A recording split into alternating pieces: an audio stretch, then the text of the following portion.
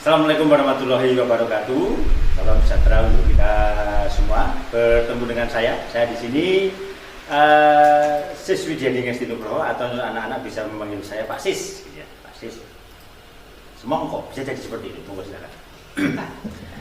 Pada kesempatan kali ini kita akan berbicara tentang tata krama. Jadi materi MOS kita hari ini adalah tentang tata krama. Ya.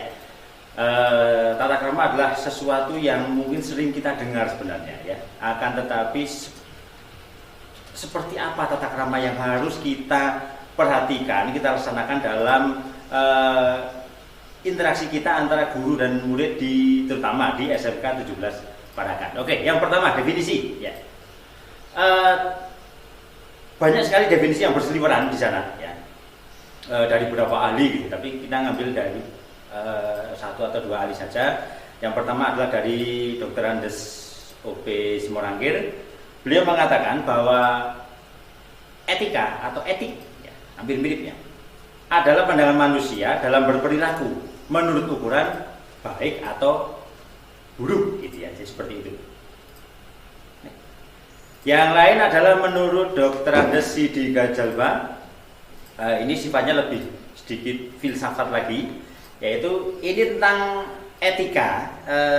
Perbuatan manusia itu dipandang dari segi baik atau buruk, tapi masih ditambah lagi, yaitu ketika ditemukan atau ditentukan dengan akal sehat.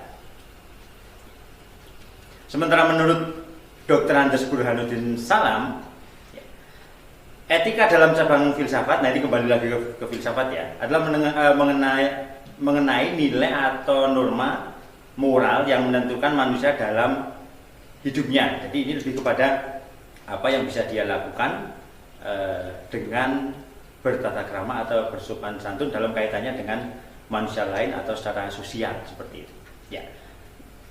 Untuk yang selanjutnya adalah, sehingga kesimpulannya nanti seperti ini kira-kira, ya, bahwa etika atau sopan santun atau tata krama dan sebagainya itu nanti secara real dalam perkembangannya akan sangat mempengaruhi pola perilaku manusia.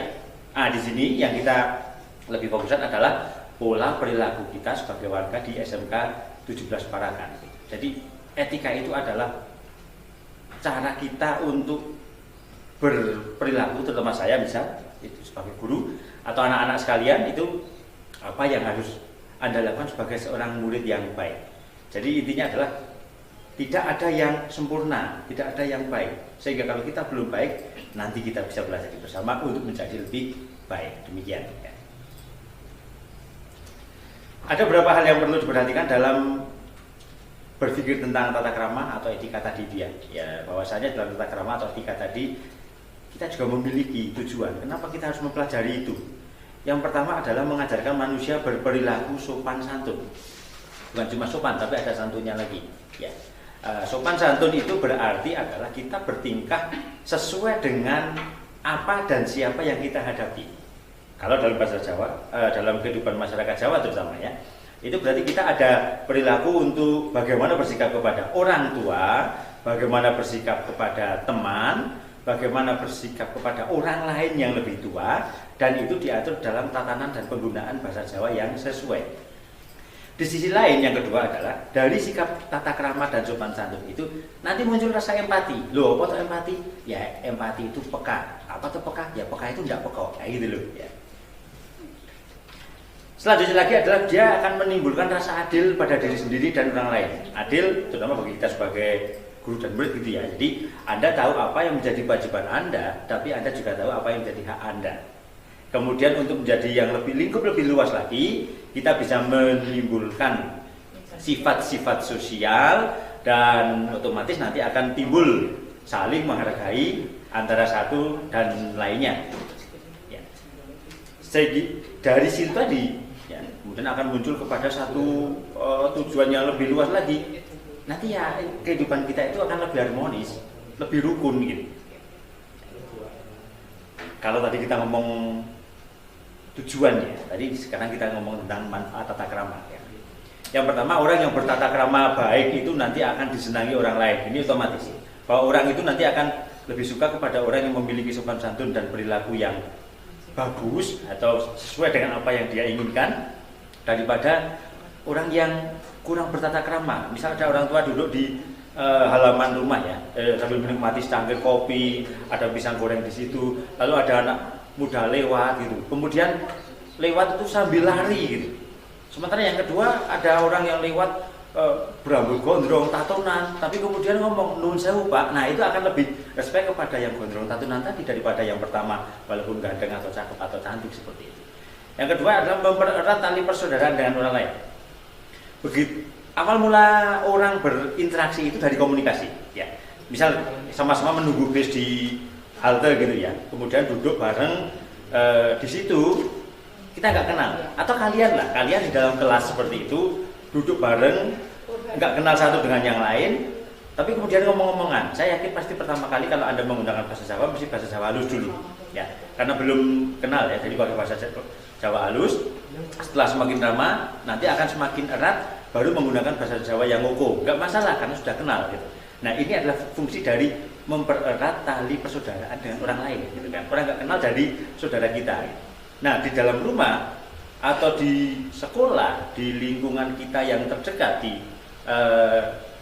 tetangga kita gitu kan ya, ada RT, RW dan sebagainya, lingkungan pertemanan, grup rebana dan sebagainya, itu bisa memelihara suatu suasana yang dalam tanda kutip harmonis ya. Harmonis itu ada suasana yang dirindukan. Lama nggak latihan rebana, pengen latihan rebana. Nah, seperti itu kira-kira ya. Nah, kemudian kita ambil contohnya saja dalam firman Tuhan tadi. Bagaimana cara kita untuk melakukan atau gimana sih mengaplikasikan tata krama dalam kehidupan sehari-hari. Yang pertama bahasa ya. Jadi bahasa kita ditata. Kita sesuaikan dengan siapa kita bicara. Kita sesuaikan dengan apa yang kita bicarakan, dalam lingkup apa gitu. Nah dari sesuatu hal yang sederhana seperti itu nanti akan terbangun situasi yang enak gitu. Enak, harmonis, kemudian ini anak kok ternyata kok sopan sekali gitu, saya suka. Nah awal dari suka kemudian nanti bisa ke yang lainnya dan sebagainya ya. Dan perlu juga kita ingat bahwasanya dalam satu sekolah itu kadang-kadang kita berasal dari murid-murid yang berbeda, berasal dari tempat yang berbeda, mungkin standar tata kramanya juga berbeda gitu. Nah, dari situ kita akan belajar. Nah, sekarang ini ya, karena kita sudah selesai pada bagian yang terakhir ya. Oke. Tadi sudah dijelaskan bahwa tata krama itu menurut beberapa ahli seperti itu, kemudian secara luas seperti apa, penerapannya, manfaatnya, tujuannya. Nah, nanti kalau anak-anak masih membutuhkan hal yang perlu tentang tata krama, silahkan bisa googling. 2021 ini loh, silahkan googling ya. Tugasnya adalah seperti ini. Jika Anda memiliki teman ya, jika Anda bertemu gitu dengan anak kecil atau teman Anda yang dalam tanda kutip kurang bertata krama, atau mungkin orang bisa ngomong kurang sopan gitu. Pertanyaan simpel, apa yang akan Anda lakukan? Jangan dijawab di sini, saya nggak lihat. Silahkan jawaban Anda dikirim kepada koordinator gugus masing-masing melalui Google Classroom. Itu ya. Oke, terima kasih.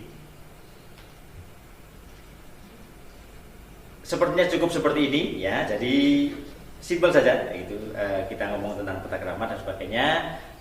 Kurang lebihnya mohon maaf. Kita bertemu lagi pada waktu yang lain. Mungkin ketika pelajaran bahasa Inggris gitu. Terima kasih dan assalamualaikum warahmatullahi wabarakatuh. Sis.